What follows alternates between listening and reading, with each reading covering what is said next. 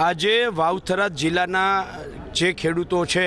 એમને કલેક્ટર 37 ખેડૂતોને કલેક્ટરશ્રીએ નોટિસ આપી અને સાંભળવા માટે બોલાવ્યા હતા। એના માટે અમે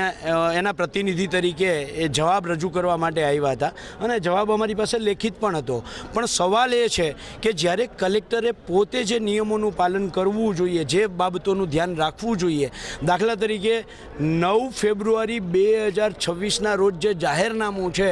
એ જાહેરનામાને લઈ અને એનાથી 10 દિવસ પહેલાં એટલે કે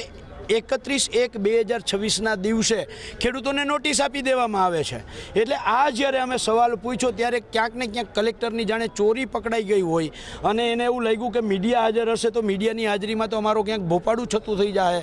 એટલે એણે એમ કહ્યું પહેલાં મીડિયાને બહાર કરો, આપણે 2-5 જણા સાથે મળીને આ ચર્ચા કરી લઈએ। ભાઈ અમારે ચર્ચા મીડિયાની હાજરીમાં કરવી હતી, કારણ કે જેથી કરીને મીડિયાને પણ ખબર પડે કે અત્યારના કલેક્ટરશ્રીઓ કંપનીઓના ખોળામાં કેવી રીતે બેઠા છે અને કંપનીઓ માટે કેવી રીતે કામ કરે છે। આ સરકાર છે એ અદાણીને અંબાણીના ખોળામાં કેવી રીતે બેઠી છે અને એના માટે કેવી રીતે કામ કરે છે, ભોપાડું છતું થાય એટલા માટે અમે કહ્યું કે નહીં, મીડિયાની હાજરીમાં જ ચર્ચા થવી જોઈએ। તો એના જે શબ્દો હતા એ અધિક કલેક્ટર તરીકે જ્યારે સામે સાંસદશ્રી બેઠા હોય, પૂર્વ ધારાસભ્યશ્રીઓ ઉપસ્થિત હોય અને એના જે જવાબો હતા એ જવાબો ક્યાંક ને ક્યાંક